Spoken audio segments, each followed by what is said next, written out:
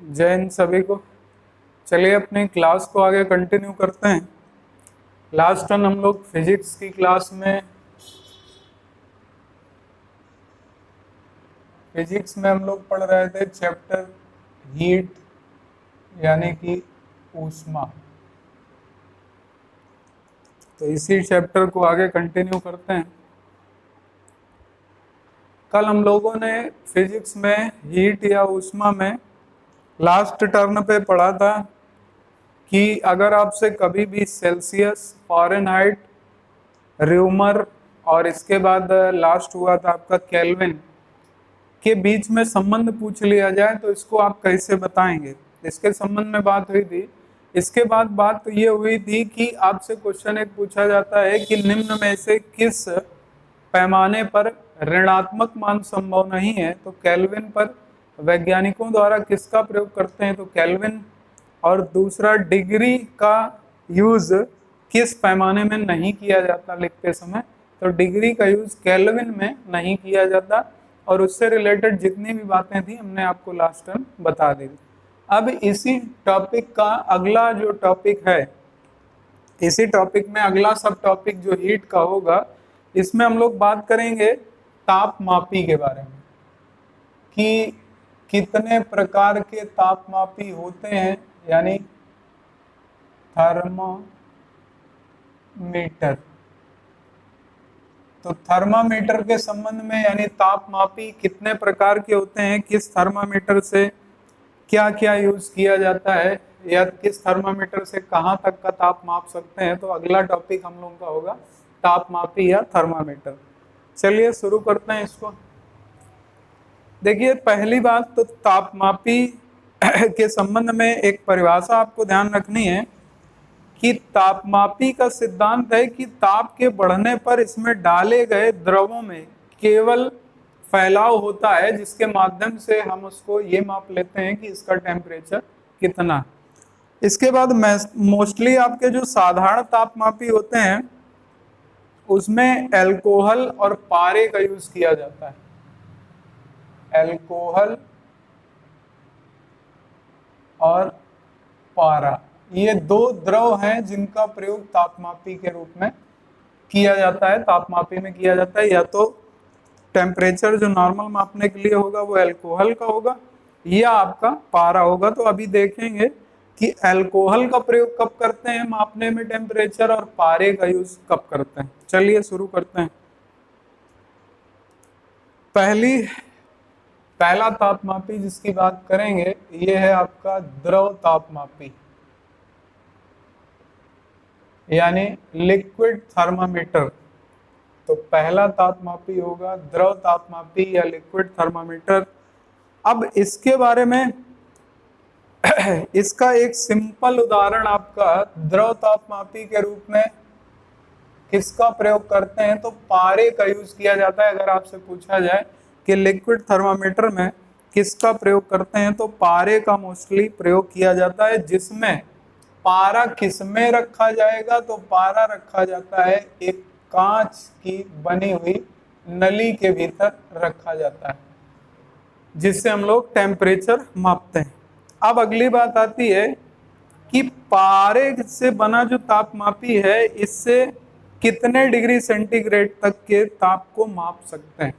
तो देखिए पारे से जो पारा, जिसमें पारे का यूज होता है तापमापी में, उसमें हम लोग 357 डिग्री सेंटीग्रेड तक का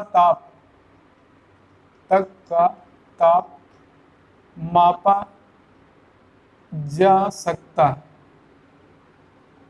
इसके ऊपर का ताप इससे नहीं माप सकते। अब बात आती है, यहीं से क्वेश्चन पूछ लिया जाता है कि कितने डिग्री सेंटीग्रेड तक के, अगर किसी तापमापी में पारे का प्रयोग हुआ, यानी किसी द्रव तापमापी में पारे का प्रयोग किया गया है, तो उससे हम कितने डिग्री सेंटीग्रेड तक का ताप माप सकते हैं, तो 357 डिग्री सेंटीग्रेड तक का ताप माप सकते हैं। अब बात आती है कि इससे ऊपर क्यों नहीं माप सकते, तो इससे ऊपर ये बात बनती है, एक क्वेश्चन यहीं से पूछा जाता है, पारा कितने डिग्री सेंटीग्रेड पर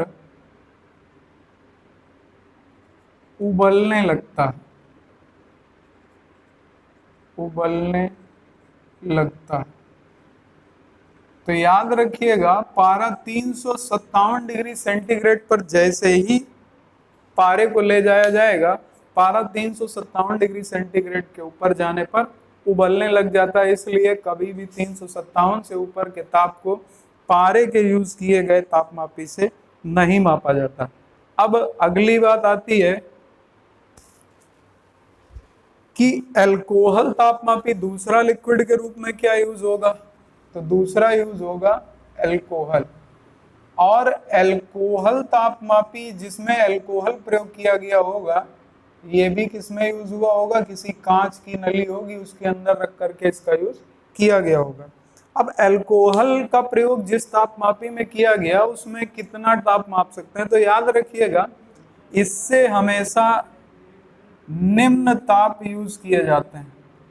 निम्न ताप मापने में इसका प्रयोग किया जाता है और इससे -40 डिग्री सेंटीग्रेड से नीचे के ताप मापे जाते हैं। तो अब बात आती है कि आपसे क्वेश्चन पूछेगा, यदि किसी तापमापी में अल्कोहल का प्रयोग किया गया तो उससे कितने डिग्री सेंटीग्रेड से नीचे के ताप मापे जाएंगे। क्योंकि अल्कोहल का क्या है कि अल्कोहल लोएस्ट टेम्परेचर में भी जमता नहीं है, जबकि पारा जमने लग जाएगा। इसलिए -40 से नीचे के जो भी ताप मापे जाएंगे उसमें अल्कोहल का प्रयोग किया जाएगा।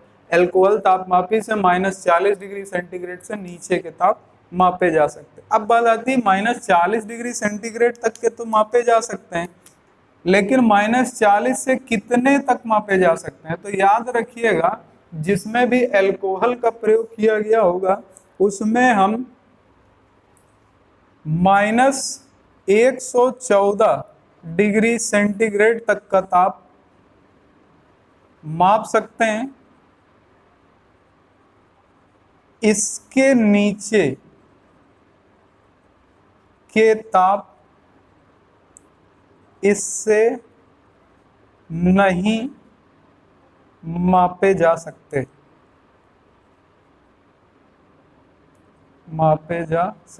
इससे नीचे के ताप इससे नहीं मापे जा सकते। अब बात आएगी, दो तरह से क्वेश्चन पूछेगा कि क्यों नहीं मापे जा सकते, या क्वेश्चन पूछ सकता है कि अल्कोहल कितने डिग्री सेंटीग्रेड पर जम जाता है।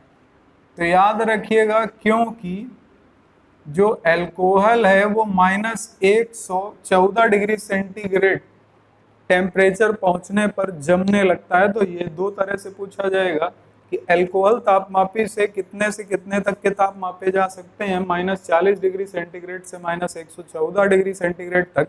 इससे नीचे के ताप नहीं मापे जा सकते। क्यों नहीं मापे जा सकते? वो इसलिए नहीं मापे जा सकते क्योंकि 114 डिग्री सेंटीग्रेड पर अल्कोहल तापमापी में अल्कोहल जम जाता है। तो अल्कोहल का जो फ्रीजिंग पॉइंट है, यानी जो जमने का बिंदु है, वो हिमांक बिंदु इसका -114 डिग्री सेंटीग्रेड।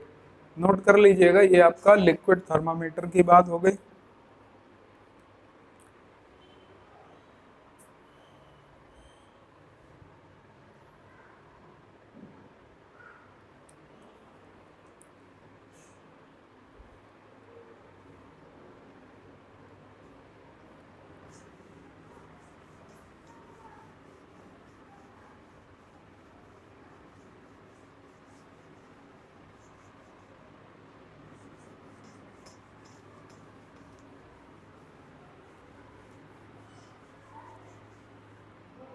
अब नेक्स्ट अगली बात, दूसरा तापमापी देख लेते हैं, गैस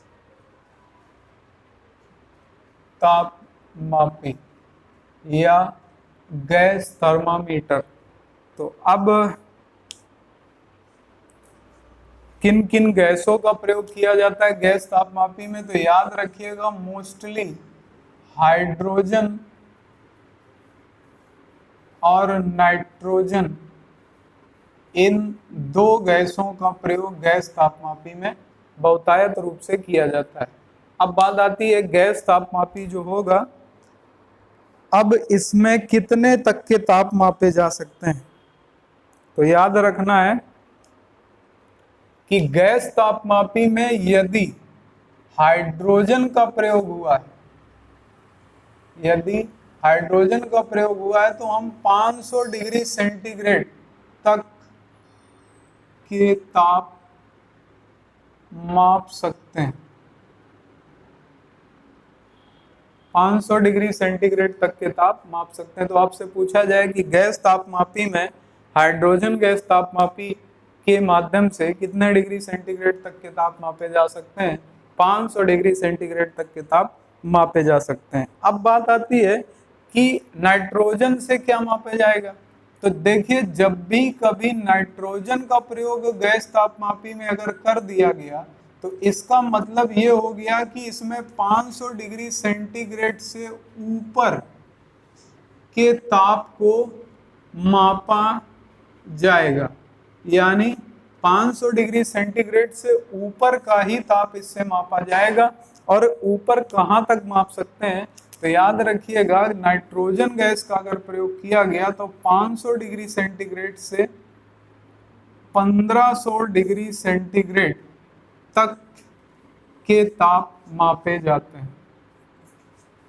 तो यहां से आपको याद रखना है कि यदि 500 डिग्री सेंटीग्रेड से ऊपर के ताप को मापना है तो हमें हाइड्रोजन के स्थान पर कौन सी गैस लेनी होगी? तो हमें हाइड्रोजन के स्थान पर गैस लेनी होगी नाइट्रोजन।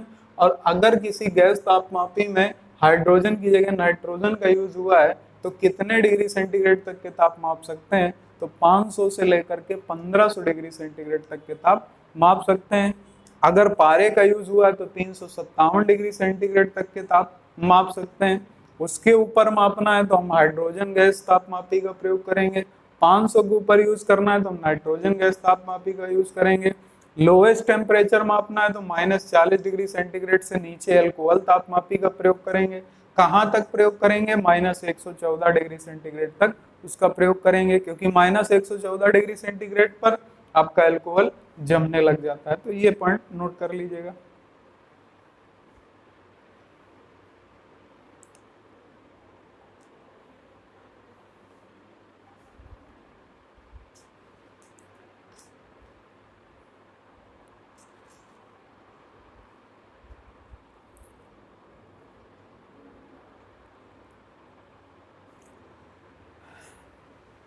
अब अगला तापमापी आता है आपका प्लेटिनम प्रतिरोध तापमापी।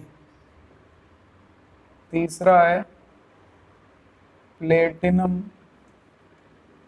प्रतिरोध तापमापी। प्लेटिनम प्रतिरोध तापमापी, इसमें क्या प्रयोग किया जाएगा? तो पहली चीज प्लेटिनम रेजिस्टेंस थर्मोमीटर, इसको इंग्लिश में बोलते हैं। इसमें क्या आएगा? तो अब देखिए, यहाँ पर एक कॉन्सेप्ट चलता है कि ताप बढ़ाने से धातु के तार में विद्युत प्रतिरोध में परिवर्तन हो जाता है। एक डेफिनेशन यहाँ पर ली जाती है कि ताप बढ़ाने पर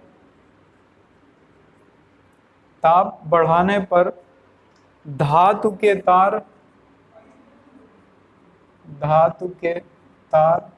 में विद्युत प्रतिरोध में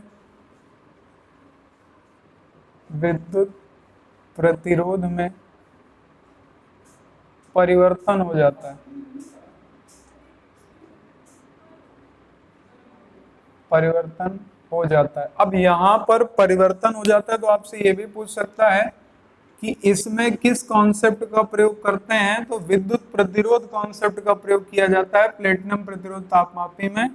और इसका जो प्रयोग है, इसका प्रयोग आपका गैस तापमापी से सरल होता है इसका यूज करना। तीसरी बात इसमें आती है कि इससे हम लोग कितने से कितने डिग्री सेंटीग्रेड पर तापमान माप सकते हैं। तो देखिए, इससे मापने का जो परिसर होता है तो इससे -200 डिग्री सेंटीग्रेड से 1200 डिग्री सेंटीग्रेड तक के ताप को माप सकते हैं। दूसरा, ये तापमापी गैस तापमापी से यूज करना इजी होता है, क्योंकि ये किस सिद्धांत पर कार्य करता है अगर पूछ लिया जाए तो ये विद्युत प्रतिरोध के सिद्धांत पर कार्य करता है। अभी जब इलेक्ट्रिक चैप्टर आएगा तब उसमें और क्लियर होगा आपको।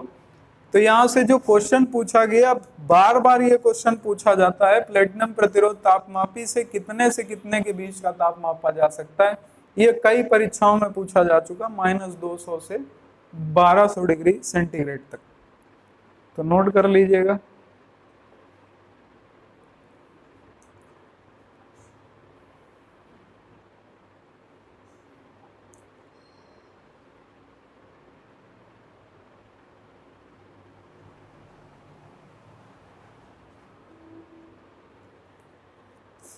अब नेक्स्ट आता है आपका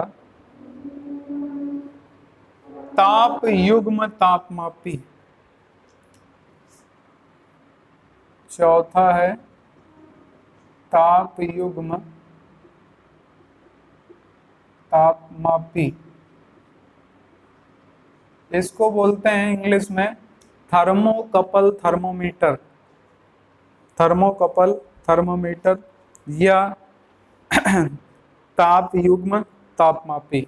इसका जो सबसे इम्पॉर्टेंट क्वेश्चन है वो ये पूछा जाता है कि ये किस सिद्धांत पर कार्य करता है। ये क्वेश्चन कई बार पूछा गया कि ताप युग्म तापमापी किस सिद्धांत पर कार्य करता है। इलेक्ट्रिसिटी जब आओगे तो वहां पर हम एक प्रभाव बताएंगे आपको, सीबेक प्रभाव।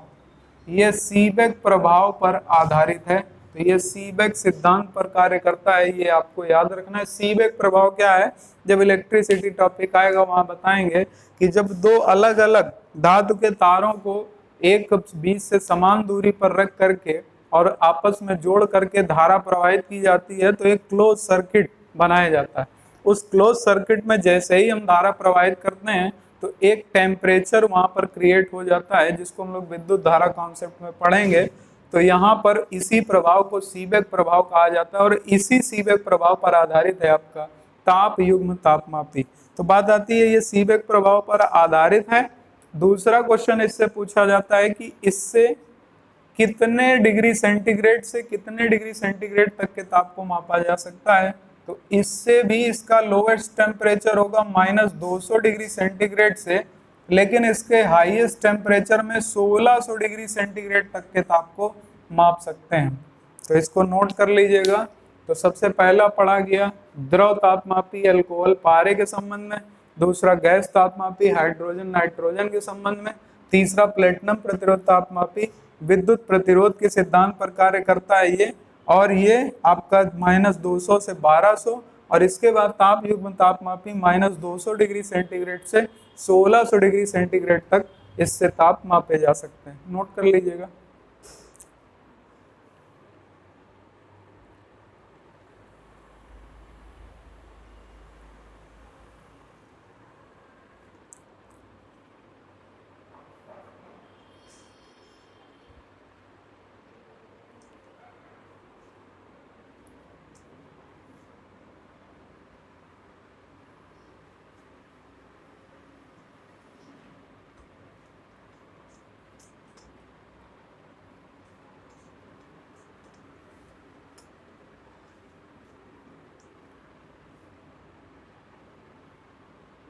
अब पांचवा बात करते हैं।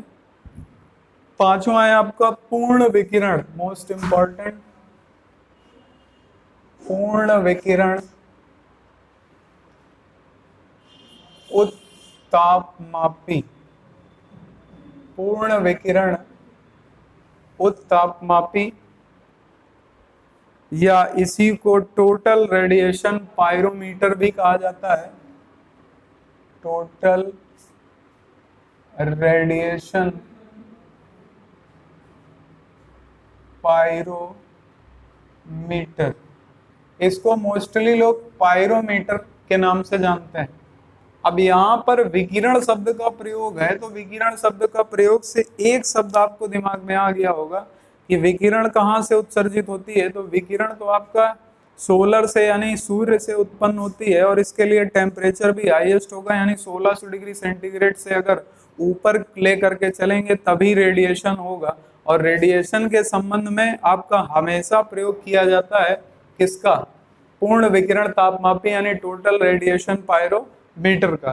टोटल रेडिएशन पायरोमीटर में मुख्य रूप से आप यहाँ पर जब भी कभी भी रेडिएशन यानी विकिरण शब्द का प्रयोग होता है तो आप एक बात समझ जाते हैं कि यहाँ बात किससे हो रही है। मोस्टली यहाँ पर बात सूर्य से हो रही है।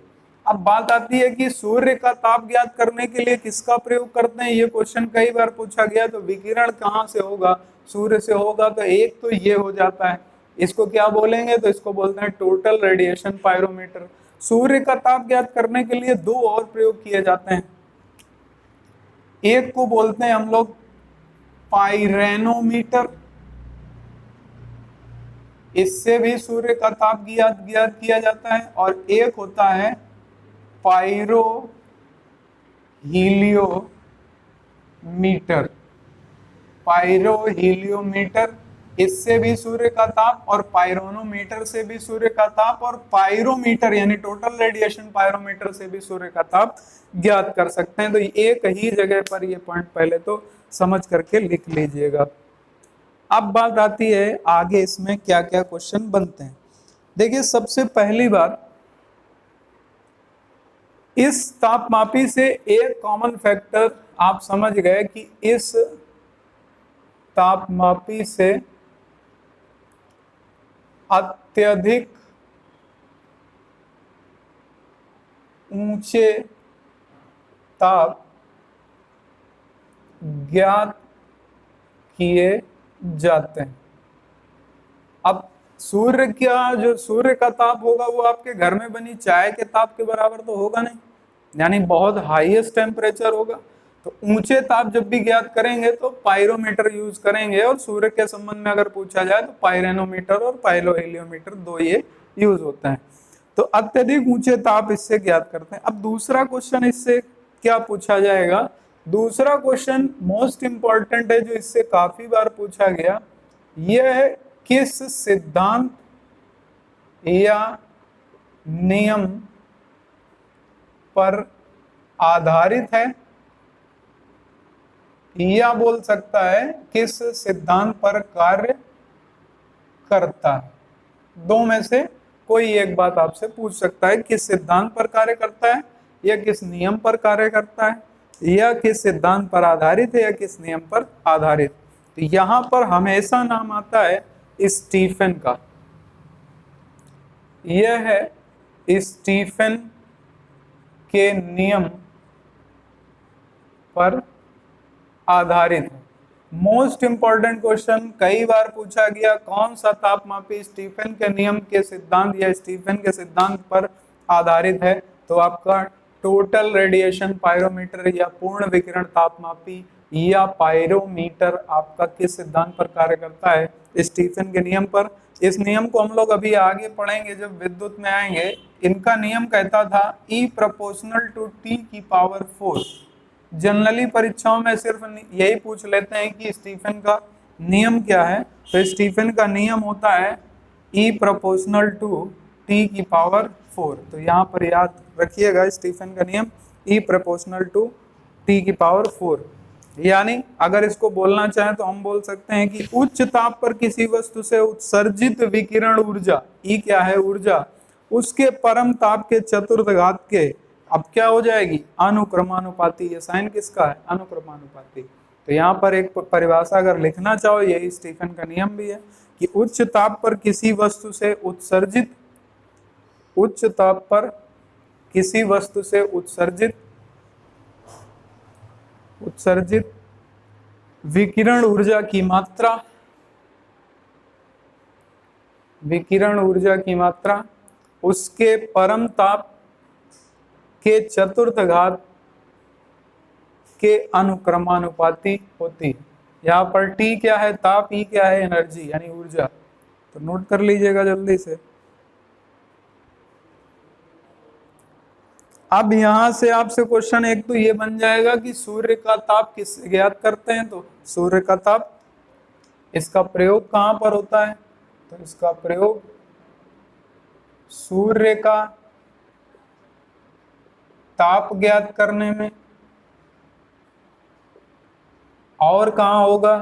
वो उन वस्तुओं का जिनको हमें दूर से टेम्परेचर लेना हो, तो दूर से ताप ज्ञात करने में, क्योंकि इतना ज्यादा हीट होता है कि हम उनके नजदीक नहीं जा सकते, सूर्य के नजदीक भी नहीं जाओगे, नहीं तो पारे नहीं रहे, यानी आपका जो थर्मामीटर है वही नहीं रहेगा, तो मापोगे किससे? तो दूर से टेम्परेचर लेते हैं।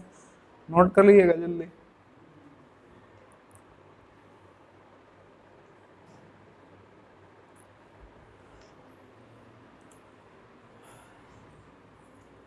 अब यहां तक बात समझ में सबको आ गई होगी।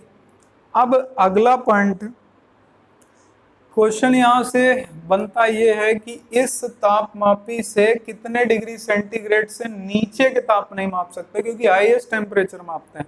तो पहला इससे एक रिलेटेड एक क्वेश्चन लिख लीजिएगा, इंपॉर्टेंट है। इस तापमापी से कितने डिग्री सेंटीग्रेड से नीचे के ताप नहीं मापे जा सकते? तो ये क्वेश्चन आपसे पूछा गया है, इस तापमापी से कितने डिग्री सेंटीग्रेड से नीचे के ताप नहीं मापे जा सकते। तो इसका आंसर आपको करना है 800 डिग्री सेंटीग्रेड से नीचे के ताप नहीं मापे जा सकते। अब बात आती है 800 डिग्री सेंटीग्रेड से नीचे के ताप क्यों नहीं माप सकते, बताइए। 800 डिग्री सेंटीग्रेड से नीचे के ताप क्यों नहीं माप सकते? तो देखिए 800 डिग्री सेंटीग्रेड से नीचे के ताप इसलिए नहीं माप सकते क्योंकि 800 डिग्री टेम्परेचर से अगर ऊपर जाएंगे तो 800 डिग्री सेंटीग्रेड के टेम्परेचर पर जब भी कोई वस्तु पहुंचती है, यानी उसका टेम्परेचर 800 डिग्री से ऊपर जैसे ही जाना शुरू होता है, वह विकिरण प्रदर्शित करने लग जाती है, यानी उससे आपका रेडिएशन रिलीज होने लगता है, विकिरण उत्सर्जित होने लगता है। इसलिए अब इससे हम मापते क्या है? विकिरण, विकिरण से ही इसका टेम्परेचर, तो 800 के नीचे विकिरण ऊर्जा प्रदर्शित ही नहीं होगी, जो रेडिएशन है वो आपका रिलीज ही नहीं होगा, तो जब रिलीज नहीं होगा तो मापोगे कैसे? इसलिए आपसे क्वेश्चन पूछा जा सकता है कि कितने डिग्री टेम्परेचर पर विकिरण ऊर्जा प्रदर्शित होना शुरू हो जाती है। तो 800 डिग्री सेंटीग्रेड पर विकिरण ऊर्जा प्रदर्शित होने लग जाती है, या रेडिएशन आपका रिलीज होने लग जाता है। तो रेडिएशन कितने पर रिलीज होता है? 800 डिग्री सेंटीग्रेड से ऊपर के ताप पर। तो एक क्वेश्चन तो ये हो गया। दूसरा क्वेश्चन इससे क्या बनेगा?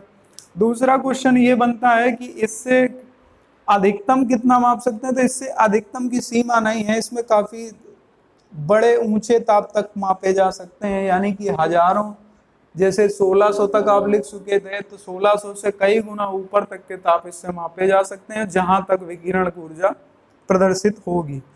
अब यहां से किसी को कोई डाउट हो तो बताइएगा।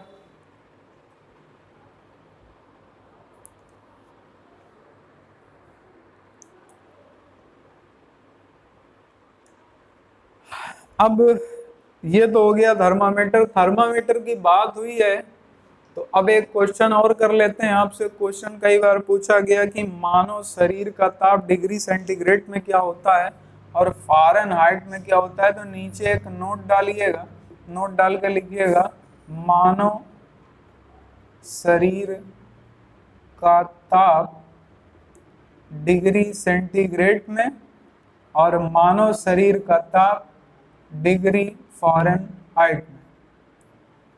हालांकि आप लोगों ने अभी कल वाला आंसर हमारा नहीं दिया है,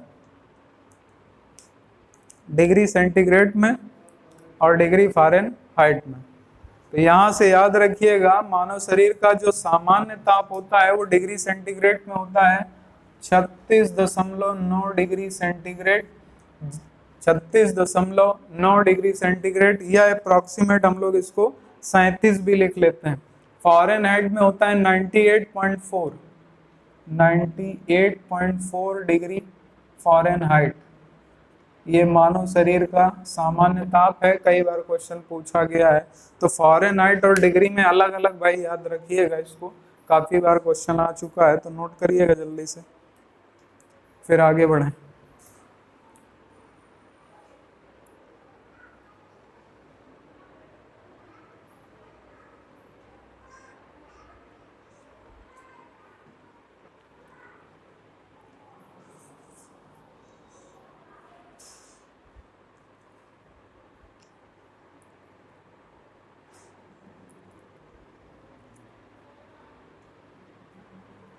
किसी को कोई डाउट हो, कोई चीज़ ना समझ में आ रही हो या क्लास अच्छी लग रही हो तो लाइक कर दीजिएगा या कमेंट कर दीजिएगा। देख लीजिएगा, पांचवा हो गया पूर्ण विकिरण, उत्तापमापी, टोटल रेडिएशन, पायरोमीटर।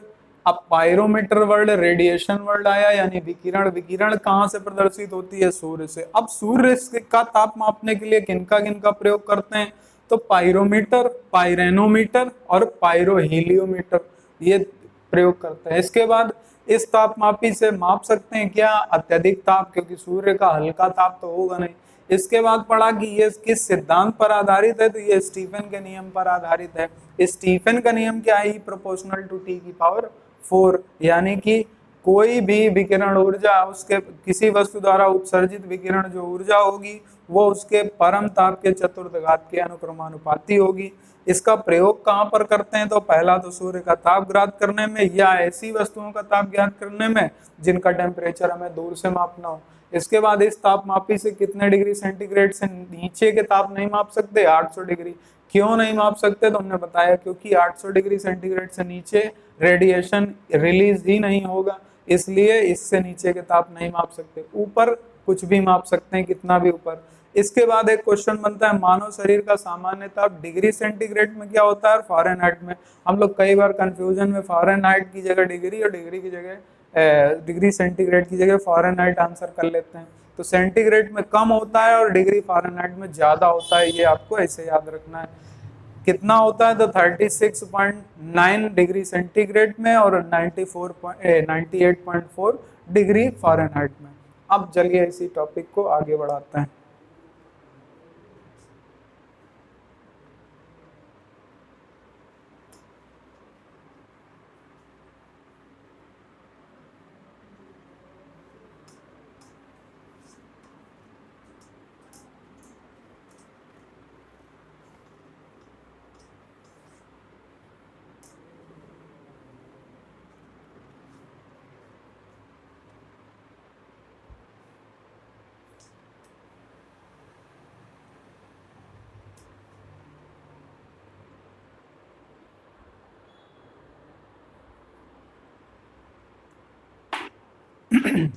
अब नेक्स्ट ऊष्मा में टॉपिक है आपका ऊष्मीय प्रसार, जिसको हिंदी इंग्लिश में हम लोग बोलते हैं थर्मल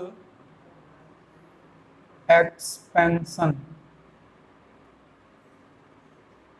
थर्मल एक्सपेंशन नोट कर लीजिएगा।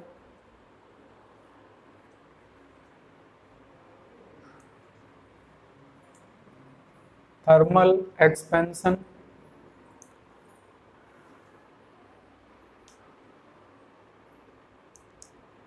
अब थर्मल एक्सपेंशन क्या है? देखिए, सामान्य रूप से आप एक बात जानते हो कि किसी भी वस्तु का यदि हम लोग टेम्परेचर इंक्रीज करेंगे, मोस्टली यहाँ पर बात ठोसों के संबंध में होती है, तो सामान्यतया यदि हम पदार्थ को ऊष्मा देंगे या यानी टेम्परेचर उसका इंक्रीज करेंगे, तो ऊष्मा देने पर होगा क्या? ऊष्मा देने पर होता ये है कि जो ठोस हैं उनके बीच में जो कण होंगे, बीच के अणुओं के बीच क्या होगी? दूरी बढ़ने लगती या बढ़ जाती। तो अब यहां से इसी को हम लोग थर्मल एक्सपेंशन बोलते हैं कि किसी ठोस को या किसी वस्तु को या किसी पदार्थ को ऊष्मा देने पर उसके बीच जो अणु उसके जो अणु हैं उनके बीच की दूरी बढ़ने लग जाएगी और वस्तु फैलने लग जाएगी। इसी का एक क्वेश्चन आपका बनता है कि गर्म सूप पीने में अच्छा क्यों लगता है ज्यादा? तो पीने में अच्छा इसलिए लगता है, वहां पर पृष्ठ तनाव की भी बात आती है। क्योंकि होता क्या, उसका पृष्ठ तनाव कम हो जाता है, कम हो जाने के कारण वो फैल जाता है। दूसरा, यहाँ से अगर पढ़ोगे तो ऊष्मा दी जाएगी तो क्या होगा, उसके जो अणु हैं उनके बीच की दूरी बढ़ जाएगी, और जैसे ही उसको जीभ में रखेंगे तो वो ज्यादा दूरी तक फैलेगा, इसलिए टेस्टी लगेगा गर्म में। तो यहाँ पर दोनों बातें होती हैं। तो यहाँ से आप नोट कर सकते हो, पहला पॉइंट तो यही नोट कर लीजिएगा कि सामान्यतः पदार्थ को ऊष्मा देने पर पदार्थ के अणुओं के बीच दूरी बढ़ जाती है। दूरी बढ़ जाने को हम लोग ये भी बोल सकते हैं कि उनके बीच में क्या बढ़ेगा, अगर लिक्विड है तो क्या बढ़ा देगा, आयतन बढ़ जाएगा। अगर लिक्विड है, सॉलिड है तो क्या बढ़ेगा, सॉलिड है तो बोलेंगे क्षेत्रफल बढ़ेगा, यही तो बोलेंगे। अगर लीनियर है यानी कोई तार है तो उस किस में बढ़ेगा, तो बोलेंगे कि उसमें रेखीय वृद्धि होगी, क्योंकि एक लीनियर सरल रेखा में वृद्धि होगी। तो यहाँ पर इस तरीके से एक्सपेंशन होता है। अगर कोई द्रव होगा तो एक्सपेंशन आयतन में होगा। आयतन में आप जानते हो कि आयतन में हमेशा 3 भुजाएं ली जाती हैं। तो यहाँ पर आयतन में इसको अगर हम लेंगे तो क्या लेंगे, इसमें डायमेंशन कितने होंगे, 3, क्योंकि आयतन में आप क्या लिखते हो, लंबाई गुणते चौड़ाई गुणते ऊंचाई, 3 डायमेंशन लिया गया। फिजिक्स के अनुसार ये भी लेंथ है, ये भी लेंथ है और ये भी लेंथ है। एरिया में डायमेंशन कितनी बढ़ेंगी, तो 2 डायमेंशन बढ़ेंगी। यानी आप लिखते क्या हो, लंबाई गुणते चौड़ाई, यही तो लिखते हो। यानी ये भी एल है और ये भी एल है, डायमेंशन कितनी हो गई, दो क्षेत्रों में बढ़ेगा, ठोस है अगर। तीसरी बात करें, अगर रेखीय यानी कोई तार है, लीनियर है, तो उसमें एरिया जो आपका बनेगा वो कितनी वृद्धि करेगा, तो एक ही दिशा में वृद्धि होगी। यानी क्या बोलेंगे उसको सिर्फ लंबाई ही बोलेंगे, और यहाँ पर क्या होगा, एल होगा। तो यहां से आपसे क्वेश्चन बनने लगता है कि क्षेत्रीय प्रसार गुणांक, रेखीय प्रसार गुणांक और आयतन प्रसार गुणांक क्या होता है। तो देखिए, देख लीजिएगा जरा, इसको इसी तरीके से नोट कर लीजिएगा। रेखीय प्रसार गुणांक, दूसरा क्षेत्रीय प्रसार गुणांक, तीसरा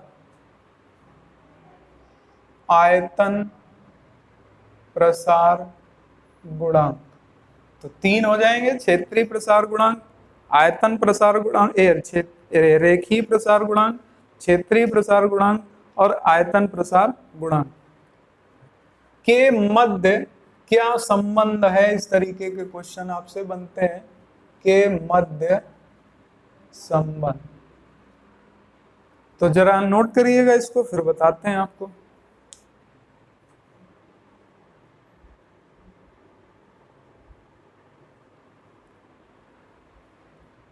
के मध्य संबंध। अब जरा देखिएगा, रेखीय प्रसार हमने बताया था कितनी भुजा, 1, क्षेत्रीय में 2, आयतन में 3। तो इसका संबंध जो दर्शाते हैं हम लोग वो बोलते हैं 1 alpha ratio 2 beta ratio 3 gamma. तो ये इसके बीच में संबंध होता है, इसको जरा नोट कर लीजिएगा कि क्षेत्रीय प्रसार गुणांक, आयतन प्रसार गुणांक और रेखीय प्रसार गुणांक के मध्य में क्या संबंध है। तो 1 अल्फा 2 बीटा 3 गामा, ये इनके बीच में संबंध होता है, नोट करिए।